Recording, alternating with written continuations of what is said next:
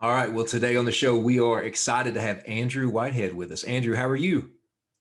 I am doing well. How are you today? I am doing great, doing great. It is so great to talk to you. Such an honor to have you here with us. And I would love for you just to, if you could, just introduce yourself to our audience here. Yeah, no, I'd love to. So I'm Andrew Whitehead. I'm an associate professor of sociology at IUPUI, which is located in Indianapolis. And I am associated with the Center for the Study of Religion and American Culture here. And so, what I do is, teach sociology, but, mostly my research on religion in the US, Christian nationalism, as we'll obviously talk about today. But then I also help co-direct an online religion data archive, and we serve and have resources for researchers, but also for religious leaders and lay leaders in congregations. It's called the Association of Religion Data Archives, so the arda.com. And so, yeah, that's a place where I spend a lot of time in working on how we can get good data in the hands of those that could most use it. And so that's a little bit of kind of what I do professionally. Yeah. And you released, along with Sam Perry, you released the book "Taking America Back to God," "Taking America Back for God." When did that book release? It released in March of 2020. So it was like a Okay. week before everything started shutting down.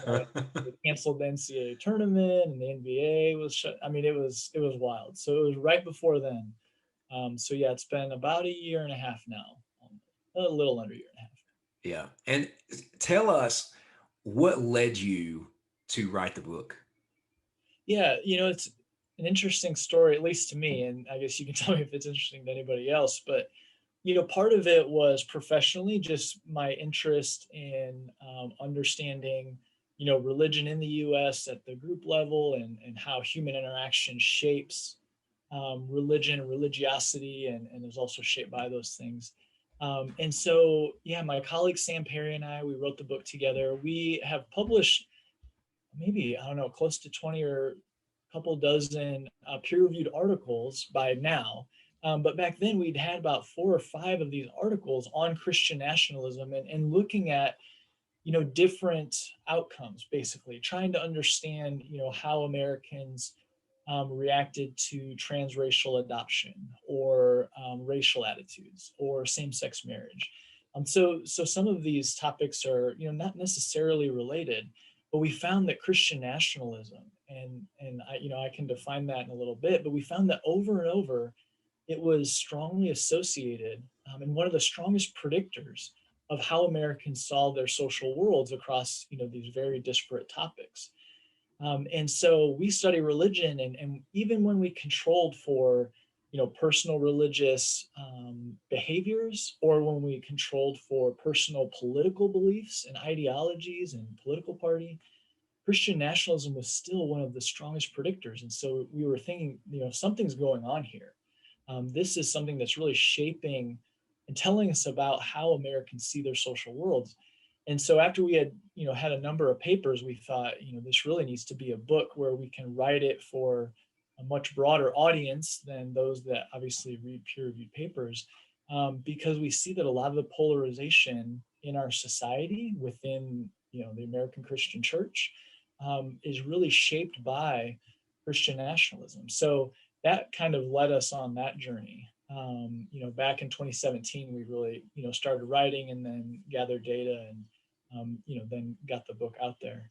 But then, part of the story really for me is personally growing up in a religious area and attending, a evangelical church growing up, and in a part of the country that's pretty religious, where it's just kind of understood, right, that U.S. is a Christian nation. That really isn't a question that people ask. It's just, this is how it is. But then as I grew up, just different points of my life, kind of highlighting questions about that. Well, if we're a Christian, the different, more negative aspects of U.S. history. If we were truly a Christian nation, would we have done, what we did to Africans or the indigenous population? So some of those questions bubbling up taking me, forcing me to look a little more closely at some of those claims, and then two, trying to over time disentangle, for me personally, my faith walk with, this idea of, Christian nationalism and the kingdom of God versus, kingdoms of this world, and working through some of those. So some of this research too is, for me, part of that personal journey as well. Yeah. And so you've already hinted at it. I can't imagine how many times you've got this question and you have to answer it, but let's do it one more time. For What sure. is Christian what is Christian nationalism? Yeah, no, so true. So Christian nationalism, as we describe it and define it, is a cultural framework. So you can kind of think of it as really a lens through which people see and interpret their social worlds. So everything they're perceiving and interacting with, is through this lens of Christian nationalism. Whether they embrace it or reject it, it's shaping how they see their social worlds. And so cultural frameworks are collections of value systems, narratives like the US is a Christian nation, symbolic, or symbols, are all of these are part of cultural frameworks. And so Christian nationalism as a cultural framework is this desire to see a particular type of Christianity, closely fused with American national and civic identity. So they want America to represent and reflect a particular type of Christianity. And I say a particular type because we find that it really doesn't have to do just with historic Christian creeds, but it brings with it, this type of Christianity brings with it a lot of other assumptions about race, about violence and militarism and authoritarianism, and patriarchy. So all these things are wrapped up into this idea of Christianity or Christian nationalism. You can kind of place it in quotes, seeing that as privileged in social society. So with Christian nationalism, we understand it not as a binary, like somebody's a Christian nationalist or not, but really more as a continuum, a scale where you could embrace it more strongly, or maybe you're right in the middle, and kind of amenable to it or sort of resisting it, or you reject it. And we find that Americans are spread all across this continuum, and where they are on that continuum tells us a lot again about how they see their social worlds. And so this desire to, or abhorrence of, seeing this type of Christianity privileged in the public sphere really shapes how they see their social worlds. Hmm.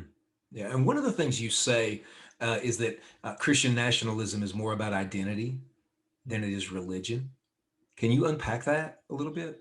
Yeah, yeah. So, there's some aspects of this where, yeah, we have to kind of provide some nuance, because it isn't as though we're saying, Americans that strongly embrace Christian nationalism aren't Christians.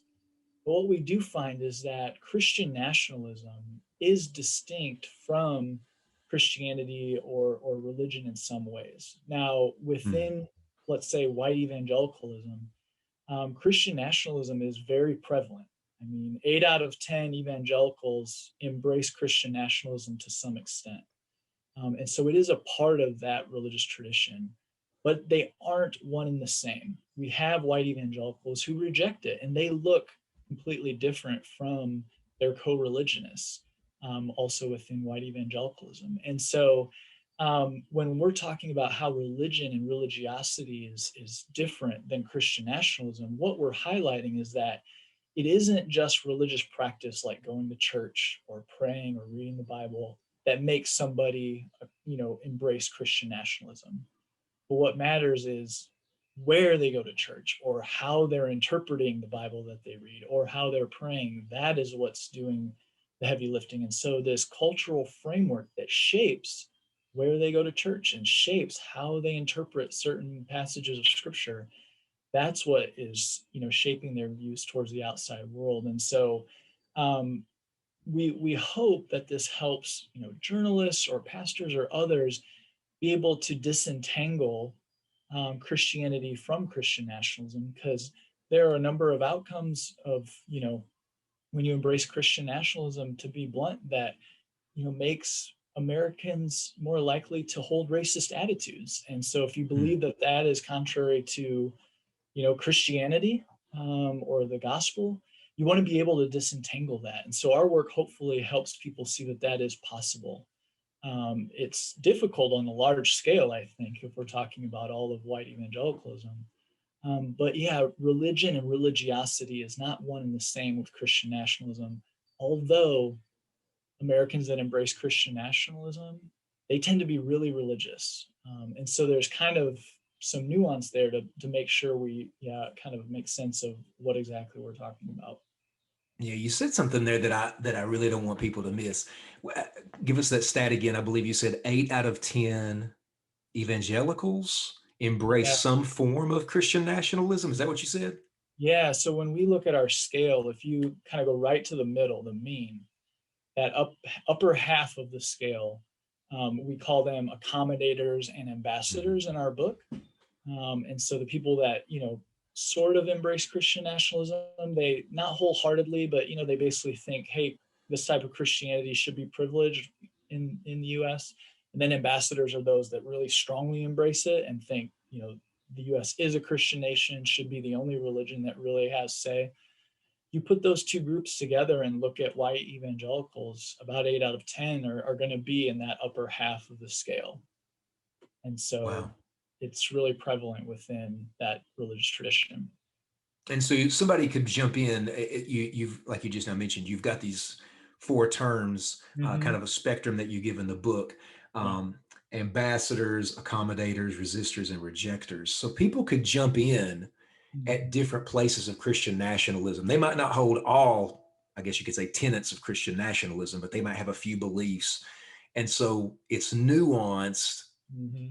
from individual to individual. Is that right? Yeah, that is. So the way that we measure Christian nationalism is, we're conducting surveys with large surveys of American adults. And so people all across the US, we're not just asking, religious people or evangelicals, it's anybody and everybody. And we asked them six different questions. And so these statements have have to do with their views of how religion or Christianity should be, privileged or not within the public sphere. So, for instance, we ask a question. Should the federal government declare the U.S. a Christian nation, or should the federal government advocate Christian values, or is the United States a part of God's plan for the world? And people could Hmm. strongly agree, disagree, strongly disagree with those. And what we're able to do then is take those six statements and put them all together into a scale and basically try to measure, how well do these questions, you could say, hang together, right? Are they measuring a similar underlying concept? And what we find is that they are. And we call that concept Christian nationalism. And so when we put those six questions together, that's how we create our scale, where you strongly agreed with all six of them, you'd score a 24 on the very top. If you strongly disagreed with all six, you'd be a 0. But we find most Americans are there in the middle. They might agree or be undecided about a couple, maybe disagree with one or two. And so they might score a 12 or a 13. And so, yeah, we're able to highlight and we really make the case that it isn't this either or proposition, but most Americans are, maybe more favorable, maybe less favorable or unfavorable towards it. And so we're able to see that distribution across the whole scale. Yeah. I'm a pastor in the Bible Belt. And Yeah. so as far as, the connection between, say, conservative politics and Mhm. somebody's faith, Yeah. uh, that's pretty old hat. I'm kind of used to that coming up in conversation. But it does seem different now Mm. in conversations that I've had, and Yeah. conversations that I've had with other pastors. Yeah. It they say the same thing, that it seems different. Mm. Um, does that flow directly out of, say, the 2016 election, or are there various sources where what do are you noticing that as well, that it seems to have changed, and what are the sources of that? Yeah, I think so. And people that I've talked with are pastors or other Americans. And even when we did our interviews for the book, I think I think you're right. People do feel that something shifted. I Mm, think there's a couple ways to look at it. I think one is that the 2016 election and the lead up wasn't a surprise. It didn't come out of nowhere, but this is part of a long trajectory of um, conservative religious leaders and groups and conservative political operatives working together, right, to motivate and activate a portion of the voting public and to get them to see the world in their view and terms and to get them on board. And so that has been with us for decades. And so historians, and there's some great books coming out now, really charting how Trump is not some aberration but really was a part of how this worked. And as we show in our work, he leaned into Christian nationalist rhetoric of "I will protect Christianity. I will make sure mm, that we fight back. We will take America back or make America great again," and highlighting, well, when Christianity was the unquestioned center of the culture, that's what we're going to bring it to. And so that worked. I think what was different about Trump and maybe that administration over time, especially, was how strongly they leaned into that rhetoric and really with no desire to even kind of pretend that he was, personally religious, but that it was about power, and kind of executing a particular view for their social world.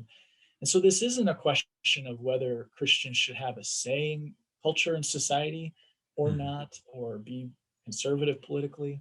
But I think what kind of changed was the demonization of the other, whether you're on the left or the right to some extent, where the fact that people couldn't be progressive politically, let's say, and worship in church, or just kind of this really stark dividing line and wedge where, let's say, if you're opposing Christian nationalism, then saying, well, why are you opposing Christianity, and really fusing those two, that to be a Mm. Christian you had to seek power, you had to vote a certain way. I think in some ways that kind of temperature was really turned up, and we're, to some extent, I think it's trying to bring the temperature back down, but I think that wedge will be with us for some time. And we see, pastors, I'm sure you might know, and some of your listeners might be this pastor or might know pastors where they're, leaving their ministry because they just can't um, lead people anymore, and because of kind of the pushback, I think, that if you aren't full on with the Republican Party or Trump, then you can't be Christian, and that just shouldn't be true. But I think in some ways it was, and could be really dangerous overall. And so yeah, I think that's some of kind of where this has come from, and has made it difficult for congregations and for those leading them. Yeah, that's so interesting that the wedge is not, like you said, between Christian nationalists and say something, progressive or, liberal. Obviously, that wedge would be there, but Yeah. now more and more, you see the wedge between Christian nationalists and just Christians that sit next to each other in church and they disagree on these issues. And oh, well, you don't even stand for truth. You're not even a believer.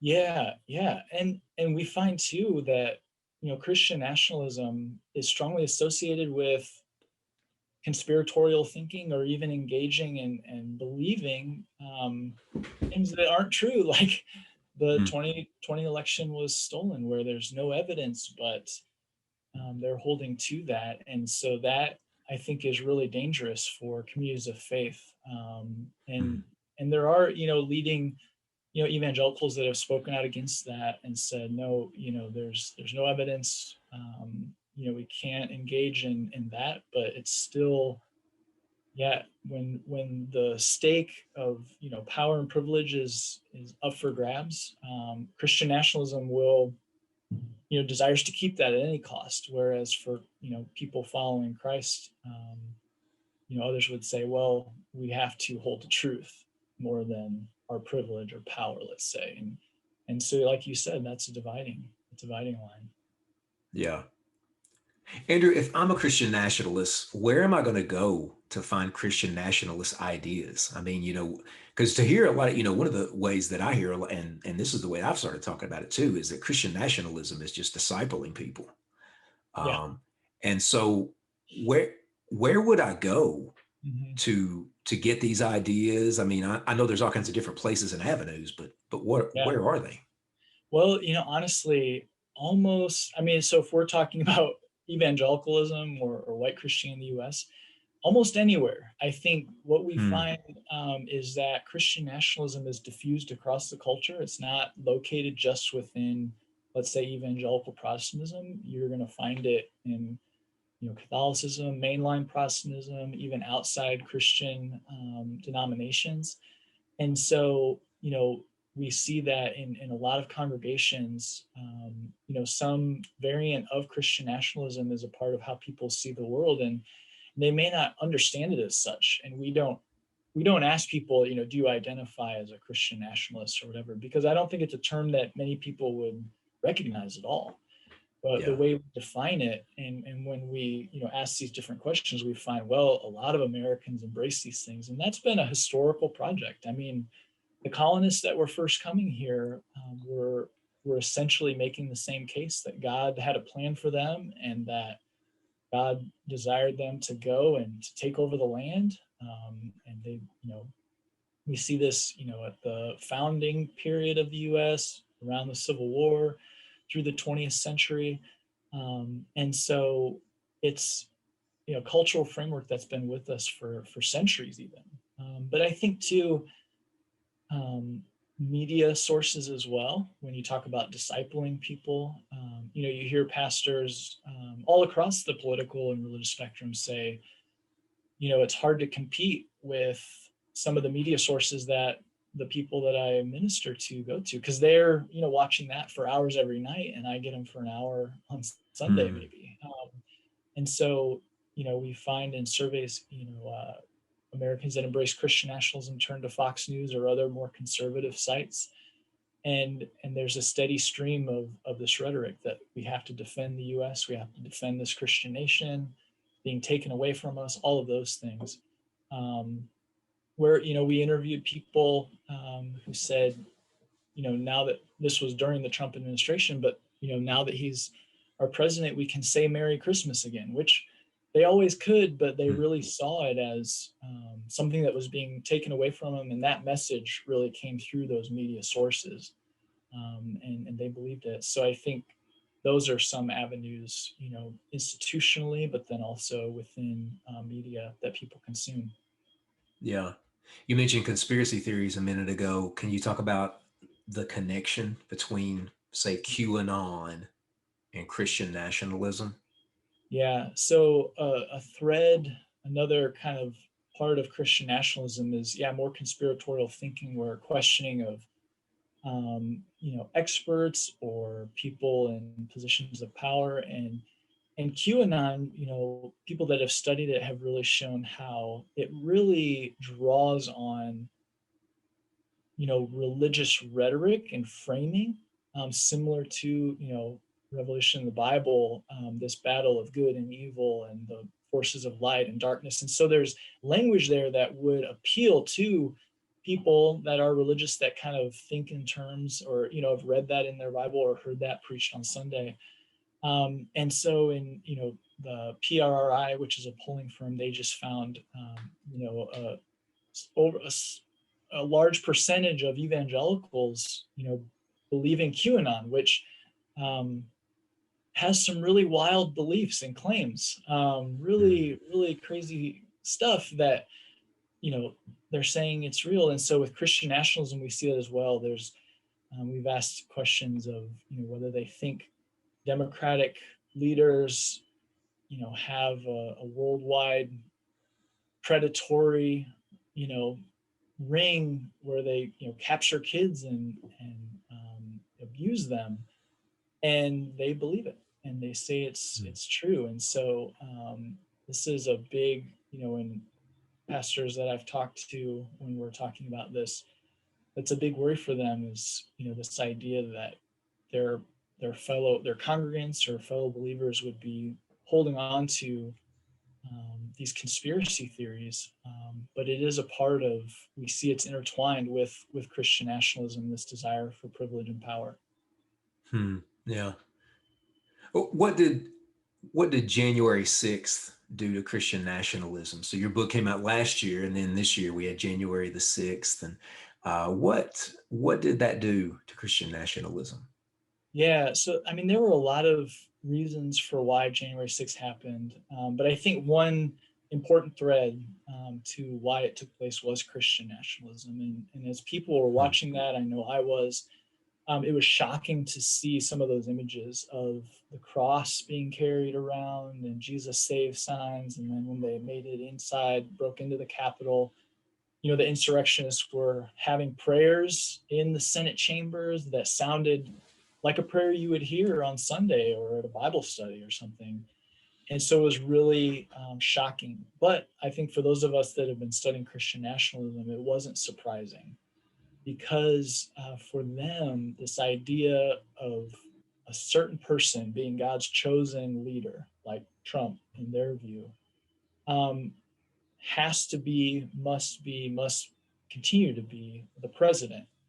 And so even, you know, the democratic process should not stand in the way of of Trump being in office. And so within Christian nationalism, we see a tendency towards authoritarianism and militarism and violence, and especially if it's in service of what they see as God's will. So the dangerous part of Christian nationalism is it legitimates desires for how they want the world to look like, who should be president, in the will of the sacred, in the will of the transcendent. And when God says this is the way it should be, for centuries that has motivated groups, and groups have used that as essentially cover for violence and you know overthrowing governments. And so this was more of that same, where it was really dangerous that for them, they felt that this country was theirs and was being taken away, and the democratic process itself to them shouldn't stand in the way. Hmm. And so that has to do with their belief that this is again, Christian nation, which carries with it a lot of assumptions, but they felt it was theirs and that they could take it back. Yeah. And so, with that, I'd love to ask you some questions that I hear a lot of pastors and church leaders ask. And these are conversations that I've had, but I just hear a lot of people, pastors even online, ask these questions. One is in line with what you just said, that I believe one of the things you highlight a lot in your book is that ambassadors for Christian nationalism also have a high belief in a literal interpretation of the Bible. Mhm. But a lot of the beliefs that they have uh, about America are not scriptural beliefs. One of the six statements is the success of the United States is part of God's plan, Mhm. and and so obviously I can't find a verse about you know, but how do they reconcile that, this literal interpretation, this belief in a literal interpretation of Scripture, but there's a lot of these beliefs that have just been incorporated into central beliefs of the faith, Mhm. and they're nowhere in Scripture. How do they reconcile that? Yeah, well, I think in a lot of ways, they just don't feel any dissonance there. And so I Hmm. think some of it is, for pastors and religious leaders to be able to highlight some of that for them and then help them walk out of that. Because I think what we find is that, when we ask people of how they read or view the Bible, when people say they read it literally, nobody can read the Bible literally, honestly, because we're all interpreting it. Reading is an act of interpretation. But what we find is that saying you're a biblical literalist is another marker of an identity. It just means I take the Bible really seriously. But we're all parts of communities that interpret the Bible for us, and that's a part of being a Christian, or any religion, is that you become a part of a community and they help you understand what these sacred scriptures mean and then how to live it out. And so what we find is that biblical literalism is the same thing, where it's an identity marker of, I'm a serious religious person, I take the Bible seriously. And so that also means that some of those cultural beliefs of what it means to be a serious Christian in the US has been intertwined with Christian nationalism. And so, it doesn't matter that America's not mentioned in there. They believe that God has blessed it through the stories that have been told, the narratives that are part of this cultural framework, and that's what they take it to believe. But I think you're on the track there, where if we want to help Americans or Christians disentangle the two, to highlight how you can take the Bible seriously, um, and hold it in very high regard, but it might lead you away from thinking that America is a Christian nation. It might lead you away from thinking that we're America is part of God's plan for the world, or that in some way we need America to look a certain way to be faithful Christians. And so I think that is the long-term kind of discipling and highlighting those differences that has to take place. And I've talked to people that, because of my opposition towards Christian nationalism personally, I don't think it's healthy for democracy. I don't think it's healthy for the American Christian church at all. It ruins our witness here and worldwide.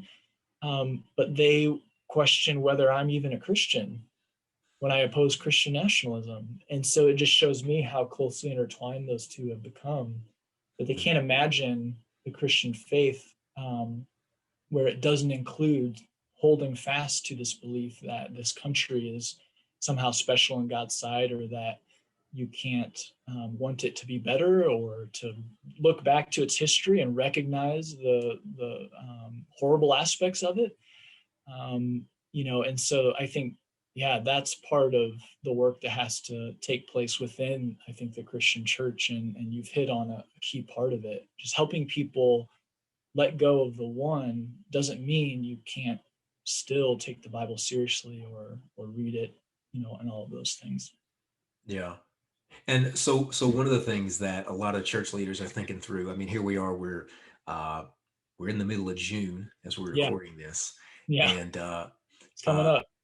July the 4th is always a unique Sunday. Yeah, I mean, I've served in different kinds of churches, and the planning of that service always leads to different conversations. yes. Um, I know a lot of church leaders are going to address this specific topic this July 4th. And so, how do you help people navigate that balance? Mm. What is the balance between, say, Christian nationalism and just a healthy gratitude for Mhm. the country that God's put us in? What can you talk about Yeah. that? Yeah, totally. No, I'd love to. And I have so much respect for religious leaders and pastors serving in this time. But it's difficult and hard work, and so I, in some ways, don't envy the difficult parts of Hmm. trying to balance, a lot of different people, that you're serving, and trying to walk with them through this, because it can get really dicey quickly. So especially around July 4th. And so I think, when we're talking about Christian nationalism, just because you have a fondness for your country or your fellow country people, men and women, similar to, I like to think about the Olympics. The Olympics might take place this summer. Hopefully it does safely. But you're watching the Olympics, and there's some sport that I've never seen. I don't know the person there, but they have, the stars and stripes on. And instantly I'm like, I don't know this person. They've been training at this for years, but I'm going to cheer for them. And you just have that feeling of, this is my fellow country man or country woman. And that, I think, is a healthy, bond, and kind of a Hmm. favorable attitude towards your fellow people, that by historical accident, I was born here with these people around me, and I have a fondness for them, and want to see them succeed, and want to see those communities flourish. I think those are examples of healthy patriotism. But if it gets to the point where I, am supporting, or just saying, America's the best at the detriment of these other countries, or we're the greatest nation and these others need to be put lower, or Hmm. thinking that it's a zero sum game, and we need to protect, and we need to you know uplift just us at the detriment of everybody else.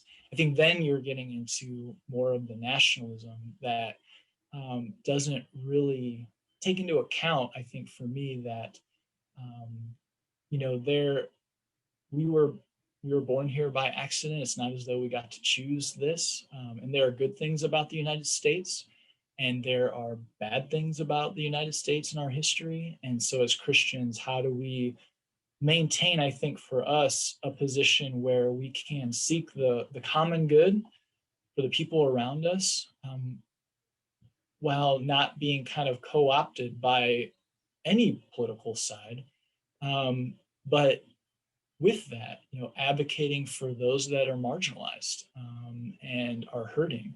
How can we do that in our own country? How can we do that for around the world, and maintain a prophetic voice? I think when we as Christians, for the most part, really get co-opted into, let's say, the political right, it becomes more difficult to then call out when they're acting unchristlike. We want to be able to still do that, I think. And so, yeah, I think a healthy patriotism is wanting to tell the truth about the country that you love and were born in, and but not put on blinders to the Mm. aspects that are harmful to the flourishing of other people, seeing the image of God in everybody. So those are some of the things that I think about, that others have kind of talked to me about, as we try to navigate, a fondness for your country and the people that you're with, in your communities, versus a desire to say that, you know, this is on top, or Christianity has to be the only voice at the table, in order to seek flourishing or whatever else.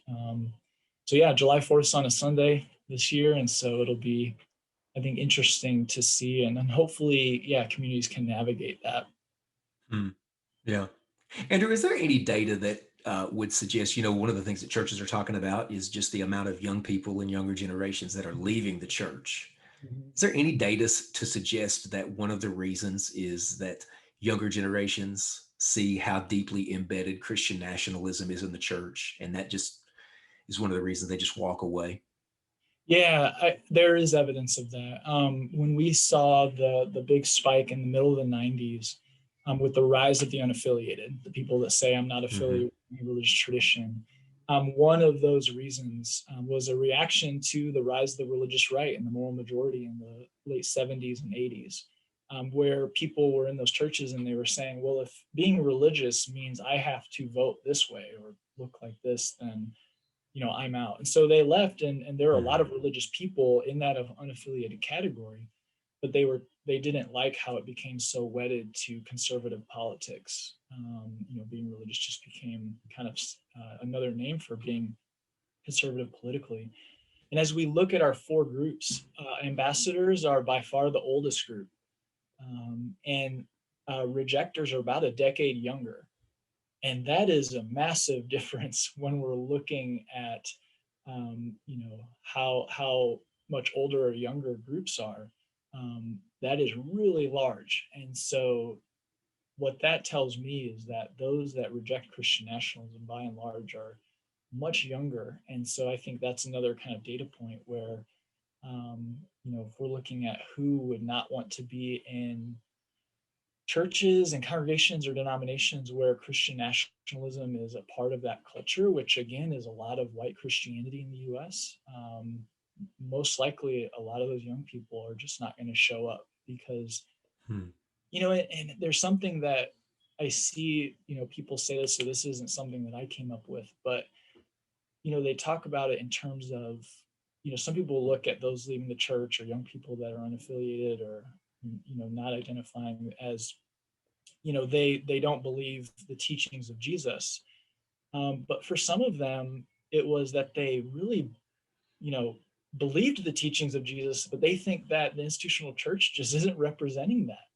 Yeah. That Wow. religious leaders aren't fulfilling that, or they don't look like that. And so why would they continue to go to a place where they feel like it's so different? Now, there's a Hmm. lot of different things going on there, but when young people who are not in the church are saying that, I think we owe it to them and to ourselves to listen closely and to think through exactly what they're saying as they leave, and that is really important. And so it doesn't mean they reject Jesus. Many of them are drawn to what Jesus had to say, but they don't think it's being expressed, by the American Christian Church. And I think that is definitely something to, I think, sit with, Hmm. if we care about Christianity in the U.S. Wow, absolutely. Andrew, last question is, thinking about the future, Hmm. I guess, of Christian nationalism, a lot of the future of it, I think the way it impacts congregations and churches is dependent on how that church, that congregation reacts to it. Um, what would you say to the church leader that might be watching this and or they're listening and they find that like you just said, Christian nationalism and the faith, they have become intertwined Hmm. in their church in some very in it's just I've heard a lot of pastors and church leaders say it seems like it's tearing the church apart. Yeah. Is there any general advice, and maybe you've already touched on it, is there any general advice that you would give to pastors, church leaders for how you can begin to untangle that? And Yeah. maybe even in the future to see those two things come apart, that they are actually distinct and not one. Yeah.